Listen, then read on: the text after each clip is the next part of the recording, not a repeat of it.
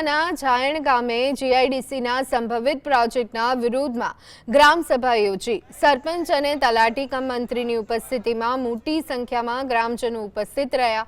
ગામના સર્વે નંબરની સરકારી પડતર જમીન પર જીઆઈડીસી સ્થાપવાની શક્યતાને લઈ ગ્રામજનોમાં રોષ જોવા મળ્યો। લાંબી ચર્ચા વિચારણા બાદ ઉપસ્થિત ગ્રામજનોએ સર્વાનુમતે જીઆઈડીસી પ્રોજેક્ટનો વિરોધ કરવાનો ઠરાવ પસાર કર્યો।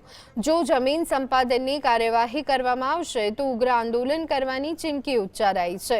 ભૂતકાળમાં Delhi Mumbai corridor, domestic airport સહિતના પ્રોજેક્ટમાં ખેડૂતોની જમીન સંપાદિત થવાની સ્થાનિકોમાં આક્રોશ વ્યાપેલો છે।